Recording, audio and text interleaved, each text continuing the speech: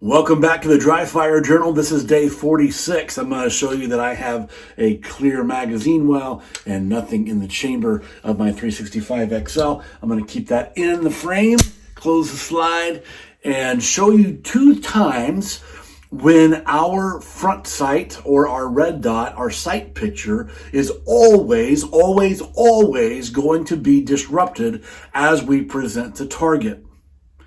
First, when our 2 hands meet. If you want to experiment with this, bring your front sight or dot up into your eyesight and bring your support hand to the gun. I'll bring it close to the camera, watch what happens. There's always a disruption. Second time when my sight gets disrupted is when I am trying to move from index to trigger. From index to trigger. From index to trigger. The harder I grip with my shooting hand, the more pronounced this becomes.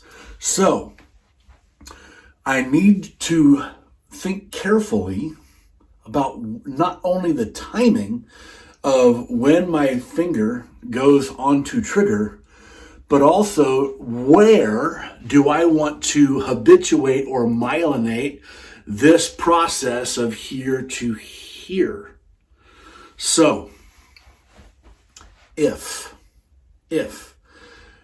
we take seriously what we said yesterday, that my finger does not go onto the trigger until I see my sights falling where they need to be, whether that's dropping as a dot or falling as a front sight, that means that I want to stay indexed until I can catch a glimpse of this starting to fall. And the sooner I can move from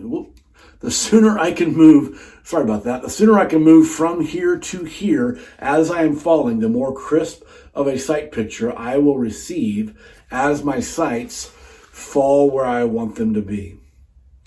Whether I am escalating or whether I am out and forward, I need to think about when my finger goes on trigger. Now, one thing to watch out for, whenever we're trying to go fast, whenever we're trying to race somebody, whenever we are very safely trying to shoot quickly, I want you to film yourself sometime, and I want you to watch how quickly, I'm going to lock the slide back on my clear chamber again, but watch how quickly, when we're trying to go fast, our finger will go on trigger the second it gets out of holster.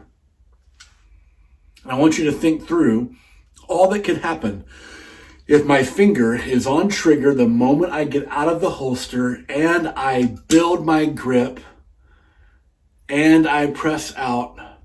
How many different ways this could go really wrong in a defensive scenario.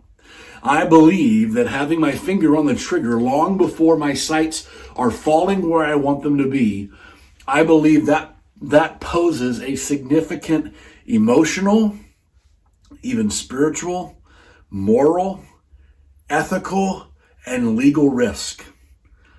Because the sympathetic squeeze is a thing. Bilateral sympathetic movement, if you've been in my classes, you understand this.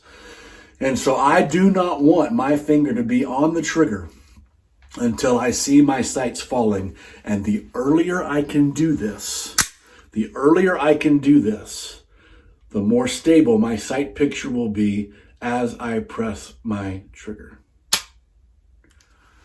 Give this some thought. I would love to have a conversation with you in the comments, and I'll see you tomorrow.